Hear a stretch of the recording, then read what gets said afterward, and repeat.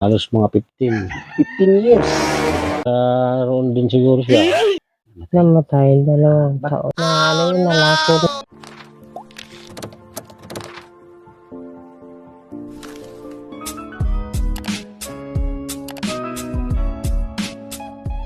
Mga kalingap, mga kaibigan, ayan na nandito tayong muli sa Barangay Ugod at meron tayo babalikan na isang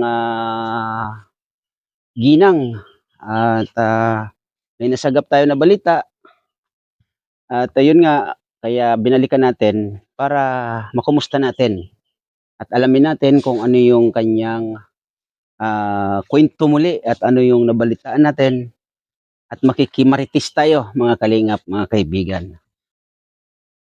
Ito po. Uy. Ay, kuya. Kumusta, kuya? Buti naman po. Yun, naparito kami, kuya, para may makumusta sana dito, no? At ayun, kayo yung nadat na namin.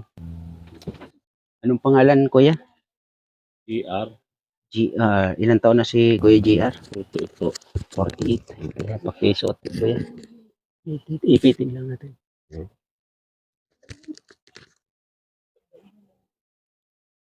Ayan, Kuya GR, kumusta naman po? Mabuti naman po. Parang ang sexy ng kasuotan natin, Kuya GR, no? Napakainit po kasi. Yan. Kaano-ano niyo po si Ate Emily? Iyan po ang asawa ko. Matagal akong hindi umuwi. Ilang years kang hindi uwi? Halos mga 15. 15 years. Oh, sana all. Akala ko kasi hindi ko na sila makakontak. Bakit? Gawa ng naghiwalay kami. Pwede bang malaman, kuya, kung ano yung dahilan? Mayroon bang malalim na dahilan? Bakit kayo nagkahiwalay ni Ate Emily? Gawa ng minsan mahirap yung pamumuhay. Napunta ako kung saan saang lugar na. Tapos nung nagka-cellphone ako, na ko sa chat yung anak kong pangalawa, si Lisel. Sabi niya, Papa, uwi ka, buhay kami. Nandito kami sa Sorsogon. Kaya umuwi ako nito nung nakaraan. Kailan mo naman nalaman, kuya, na nandito sila sa Sorsogon? Nung anong buwan ba ako umuwi?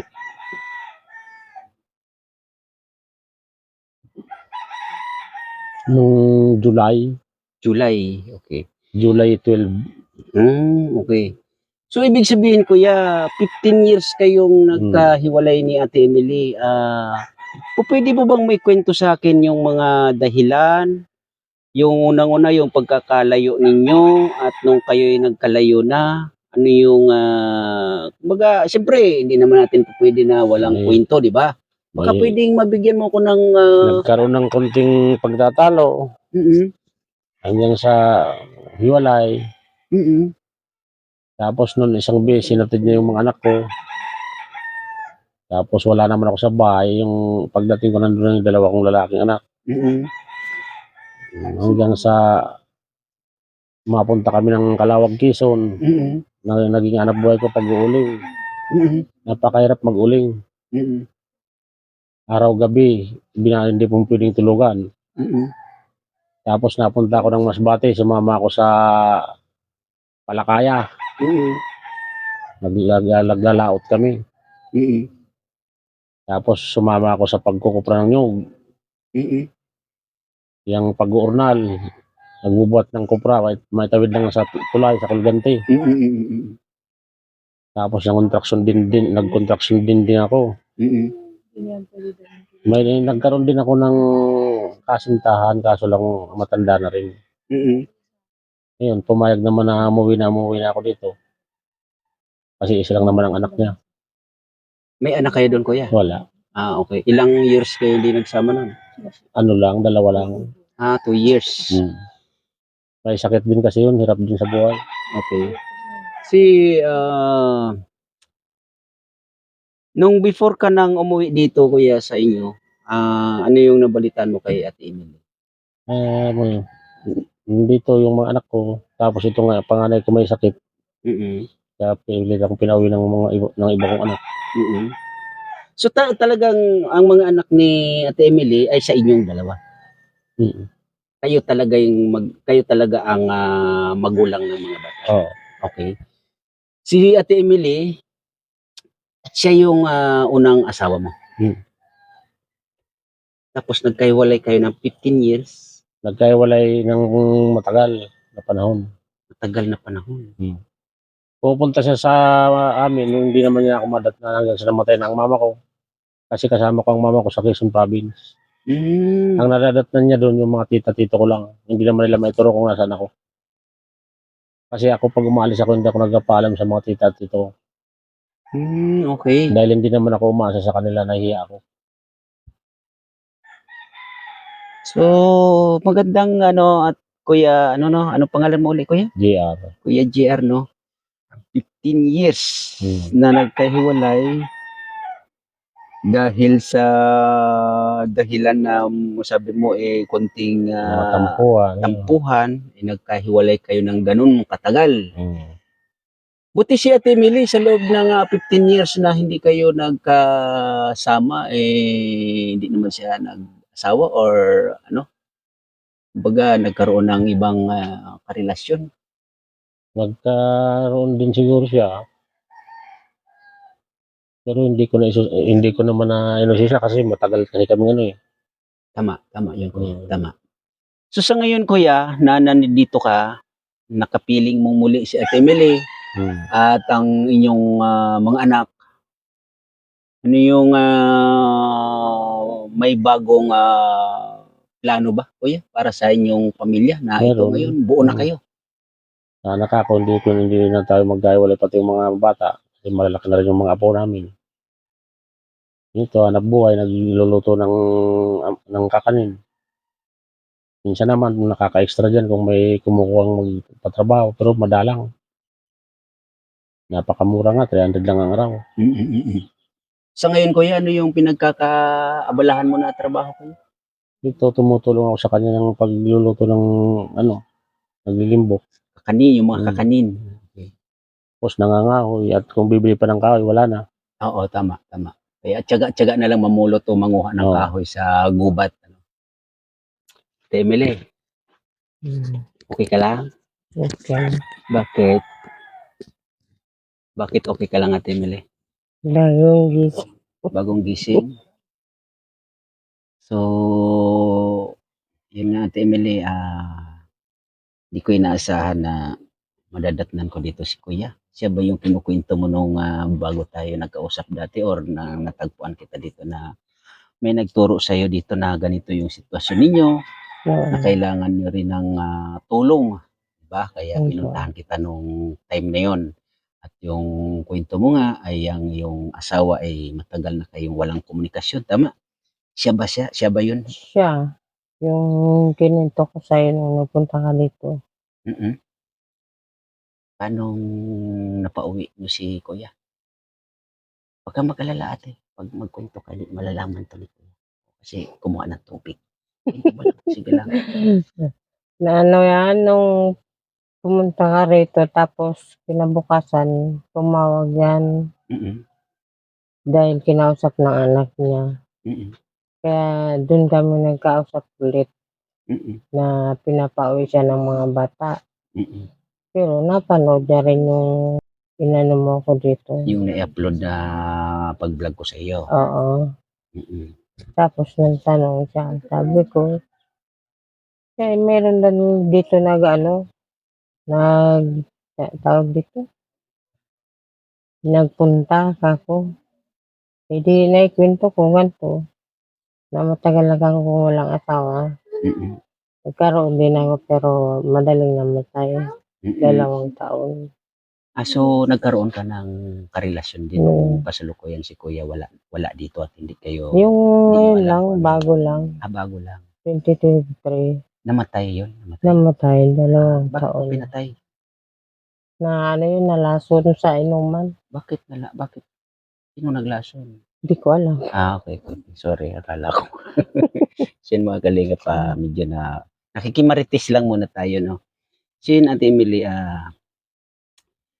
Nung umuwi dito si Kuya JR, mayroon ba kayong, kumbaga sumbatan sa isa't isa? Wala. Ako kasi ang ugali ko kung anong nakaraan namin, hindi na ako nagsusumbat sa kanya.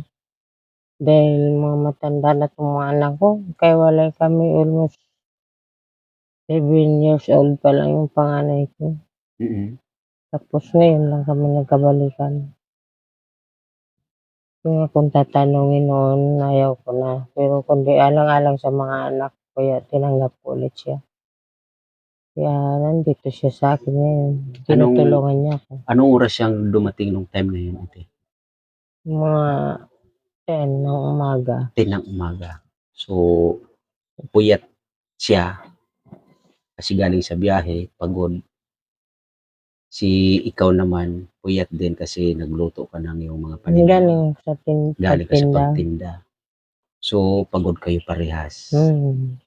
Ngayon, nung nagpahinga na kayo, nag-uusap kayo, di ba? Hindi na ako nagtanong sa kanya Hindi na kung nagtanong ano. kung ano-ano Hindi pa. ko na tinanong yung nakaraan. So, siyempre, matagal kayong hindi nagkita, di ba? Oo.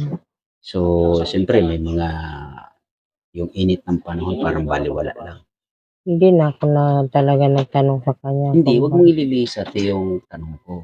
Yung init ng panahon, baliwala kasi sa tagal ninyong hindi nagkita ni Kuya, nag-usap kayo ng kayong dalawa lang. So, kung ano man yung maririnig ninyo sa mga kapaligiran ninyo, ano yung init ng panahon, baliwala sa inyo kasi matagal nga kayo hindi Oo. nagkita. Tama? Mm. Okay. So, naging maayos Mm. muli yung inyong pagkukwentuhan at humantong sa magandang pinatunguhan bilang mag-asawa. Mm. Yun, yung mga kalingap, mga kaibigan, amin na amin ni Ate Emily na yung mga time na yun is masaya siya kasi kapiling niyang muli yung kanyang husband na almost 15 years. Tama? Tagal na. Di ba? Pero, Ay, hindi ano, kasi niwalay yung anak ko, yung may sakit na anak ko. 7 taon yan. ngayon, ilang taon na? Tapos, 2023 ngayon, ilang taon na ba? Matagal din. No, kasi sabi ni Kuya, 15 years daw. Tagal. Agad, no? Kasi yan, maliit pa yan, iniwalay ko sa kanya. Tapos, yung mga anak ko talaga as in na maliliit pa. Nalaman niya after 3 years, dito ko dinala sa Sorsogon. Tumawag siya, kaya iniram na yung 3 bata. Binigay ko rin. Nung siya'y napunta ng Quezon, naiwan na yung isang anak niya. Kinuha ko. Dala-dala niya yung 2 lalaki. Kasi, di ba, nakwento rin ni Kuya na nagkaroon siya ng karelasyon din. So, di siya nagkaanak. Doon sa naging karelasyon mo rin, nagkaanak. Parehas kayo hindi nagkaroon ng anak sa magkabilang side. Kumbaga, yung mga bata is inyo talaga. Yan Inyong ang pundasyon. tunay na ama ng mga anak ko. Okay. Amin. So, ngayon, Ate Emily, ano yung siguro sa muling pagbuo ng inyong pamilya, meron kayong napapag-usapan na kumbaga may isaayos muli yung dating nawasak na pamilya. May mga plano na. Okay. Nag-ano siya, yung makikipag-anon sa palayan, makiilamunan para magkaroon kami. Tapos magkaroon ng munting bahay kung meron dyan na Bakit to matugtukan. bahay? Nga pala, no, ano to, yung upa? Yung upahan. Unupahan ko lang to kay Ate Mali, yung pitsang ko. So, wala talaga kayong sariling bahay. No? Wala talaga ako sariling bahay. Kumusta naman yung anak mo na may sakit? Dito medyo gumaling na rin, nawala na yung ubo. Nagre-recover lang ang katawan. Yung asawa niya ba nandito? Wala, Pangasinan. February pa yun uwi dito. Okay. So, ayun, sa Ate Emily, maraming salamat din kasi siguro dahil doon sa vlog or napanood ni Kuya or dahil din siguro sa na-miss na ni Kuya yung mga anak mo, mga anak ninyo, no? Kaya nagawa niyang umuwi at siguro dahil na rin sa pag-usap ng mga bata, sino yung anak ninyo na tumawag daw kamo kay Kuya? Ay, wala dito, nasa Maynila. Okay. Tapos sinabi niya rin na may sakit si ate niya. Kaya umuwi siya. So, ayun. Kuya JR.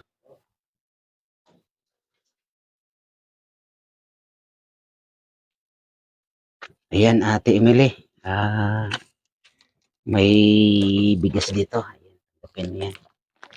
Ayan. Ayan, may mga dilata dito, no? Ayan. Diba? Maraming salamat dito. Yan po, Ate Emily. Ano yung sing-sing mo? Pwede bang isang yan? Ano lang yan, panguntra. Pangontra. Yung hikaw mo, ano yan? Pwede Piki isang lang yan. Piki lang, pan-design lang. Sa Hindi, bangketa lang yan. Kasi baka sabihin ng viewers na bakit nakakuha ako ng ganitong matutulungan na may mga suot na alahas. Mga piki. Di ba mga Piki yan. So, ayun Ate Emily, salamat po kayo at yan po ay galing kay Ma'am Lisa 67 Vlog at ayun ay magbe-birthday po siya this coming November 4. Ma'am Lisa, salamat po dito sa grocery at saka bigas. Happy birthday nga pala po. Sa birthday kita, sana po matulungan niya ako magkaroon ng maging puhunan ko. Saka yung kailangan kong padyak talaga na maging katuwang ko pag nagtitinda ako. Yun lang po. Maraming salamat. Happy birthday nga po. Yan, Ma'am Lisa. Ayan, binabati ka ng happy birthday ni Ate Emily. Sa birthday. At ayun, ka-birthday mo pa daw. Sa birthday kita, Ma'am Lisa. Happy birthday talaga. Thank you sa lahat. Maraming salamat po. Yan. Kuya JR, dito ka Kuya JR kasi may konti tayong kwentuhan. Yan. So siguro ngayon Ate Emily, medyo nakaluwag-luwag ka ng konti no kasi ayan nga nandiyan si Kuya JR at bumalik sa loob ng 15 years. 15 years. Kaya ayun nga Kuya JR, di ba? Maulit ko no na nung na-vlog ko si Ate Emily ay ang daing niya ay siyang mag-isa na tumataguyod sa inyong mga anak. Kaya sa ngayon ay maraming salamat Kuya JR kasi sa tagal na panahon at ayan muli kayo ay magkapiling. Ano po yung may papangako mo sa iyong mga anak at lalong-lalo na sa iyong asawa Kuya JR sa ngayon na nandito kang muli? Hindi ko na po sila iiwanan. Kasi matanda na rin po ako. Saka napakahirap ding maghanap ng trabaho sa malayo. Nagkaroon ako ng trabaho, napakalit din ng sildo, hindi sasapat. Dito na lang ako mamirman para may katuwang ang asawa ko. Yun. So maraming salamat Kuya JR. At dasal ko po namin na ipagpatuloy ninyong muli ang matagal na naudlot ng inyong mga maliligayang araw at gabi bilang mag-asawa. Kaya si Ate Emily naman ay meron akong tanong. Ate Emily, ano yung nararamdaman mo ngayon na nandito muli si Kuya JR? Dito nararamdaman ko na meron na rin akong katulong sa buhay. Saka meron na rin akong taga-kawit, taga-igib. Yun. Pagkakuha na kung anong kailangan ko sa pagluluto ko. Yun. Kaya ano naman yung masasabi mo kay Kuya JR, Ate Emily? Yun, masasabi ko sa kanya. Wala naman talaga kami ibang pinag-awayan dahil sa bisyo lang. Pero wala akong masasabi na hindi siya naging taman. Ay, ganun. May isang bagay lang na ayaw mong gawin niya. Yun ang naging dahilan na okay. Kaya yun ang naging dahilan ng pagkaiwalay namin. Okay. So, ayun mga kalingap, mga kaibigan, ako sana sa mga kapanood nito ay maging masaya tayo lahat na ito nang dahil sa vlog natin ay isang pamilya ang nabuo at ito sila Ate Emily at Kuya JR. Ano nga pala apelyido Kuya JR? Albaw po. Albaw. Albaw, ayan. Kuya GR Albaw. Yung mga anak ninyo puro Albaw. Okay. So, very good pala. Okay. So, yun, ulitin ko mga kalingap, mga kaibigan. Ayan na sila, Kuya GR at Ate Emily ay magkapiling muli sa ngayon. Kaya tayo ay nagpapasalamat sa ganitong ginagawa natin na pagbablog. Kasi kung hindi siguro dahil sa pagbablog natin, mga katulad natin na mga lalong-lalo na yung charity vlogger, ay wala tayong mapapasayang mga pamilya. At ito nga ngayon, meron tayong nabuong pamilyang muli na anuman yung hirap na pinagdaanan ni Ate Emily, sa ngayon ay meron na siyang makakatuwang na muli. At huwag ka pong mag-alala, Ate Emily. Kung sakasakali po, may magbigay sa inyo na yung ano yung kahilingan mo, ulitin mo ulit, Ate. Magkaroon ako ng yung padjak, Di yung padjak. sidecar. Yung parang bisikleta na mayroong sidecar. At yun ay para sa Para sa pagtitinda ko, tsaka counting halaga lang na maging puhunan ko. Yung Na sarili ko. yung pagpupuhunan mo, Ate, ano yung ano niya? Kasi nalimot ko. Ano yung ginagawa mo niyan? Yung sa pagtitinda mo sa ngayon? Yung titinda ko sa ngayon, lahat yan, puro alsada ko lang, inuutang ko lang. Puro angkat. Okay. So, Kaya- magkano naman yung pinupuhunan mo? Kung halimbawa, sarili mong pera, magkano yung magiging puhunan mo? 1,000. 1,000. Yung 1,000 mo na yun, na marami ka nang mabibili no na pwede mong gawing kakanin. Marami ganun. na din. Okay. Doon mo nakukunin yung Yung malagkit, yung giniling, yung bigas na gagawin mo ng suman. Baka naman, Ate Emily, nung pag-uwi ni Kuya GR, may dalang malaking money. Wala. Wala talaga. Wala naman yan inuwing pera dito. Talagang umuwi lang. Umuwi lang siya. Sumikap lang na umuwi dito. Oo. Pamasahe. Humingi pa nga yan ng pamasahe. Kaya Ganun. nung nandyan na sa ako nananagot ng pamasahe niya. Ay, grabe naman, Kuya GR, di ba? Napakalit kasi ng sahod. Okay. Kaya sabi ko noon, ang Hindi ginagawa pa mo, kanya sarili maliit sabon. pa yung mga anak mo. Pag umpunta ka ng Maynila, pag uwi mo, dala mo, yung iyo lang. Kung nung umalis siya, ang dala niya yung kanya, pagbalik niya, ang Kanya dala rin. kanya pa rin. Kaya yung Wala namang problema yun, Ate Emily, basta Oo. walang bawas. Kaya noon, nalalaman niya na lang yung mga anak niya, binyag na. Kasi hindi ako yung babaeng di tumitigil maghanap buhay para sa mga anak ko. Kaya ginagawa ko ng lahat hanggang ngayon. Ayun. Ganito pa rin ang ginagawa ko. Kasi sabi nga ni Kuya GR, ulitin natin na 15 years, di ba? So, grabing sakripisyo mo pala. Nung mga Grabe, nakalipas kung na. isusulat mo sa maalala mo, talagang napakahaba ng kwento. Sige, ganun na lang, Ate Emily at Kuya GR. Sa ngayon, buo nang muli ang inyong pamilya. 15 years. Di ba? 15 years. Siguro gawin nyo ngayon, bago matulog, hating gabi, at pagkagising, kailangan mayroon kayong gagawin para sa isa't isa, no? Di ba mga kalinga, para mabawi yung 15 years na pagkakalayo nila bilang isang mag-asawa. Kaya kailangan, bago matulog sa gabi, pagkahating gabi, at pagkamadaling araw, meron silang gawin sa kanilang pagtitimpla ng mga kakanin ni Ate Emily para kinabukasan ay pangtinda. So, yun, Ate Emily, no? Puyat ang dinadanas mo sa mga ganong kasi Siya tulad niyan. taga-balot, ako taga-gatong. Di ba? Kaya, ayun, maraming salamat, Ate Emily at Kuya GR. Dasal ko po na ipagpatuloy niyo po yung naudlot ninyong Dito pagmamahalan. kasi sa lugar na to, pag hindi ka gumalaw, wala. Okay. Oo nga, yun nga mahirap. Kailangan talaga sikap. At Oo. huwag kang mag-alala, Ate Emily. Kung sakasakali man, may makarinig at may magandang mga kalooban na tumulong sa iyo sa kahilingan mo, na puhunan na halagang 1,000.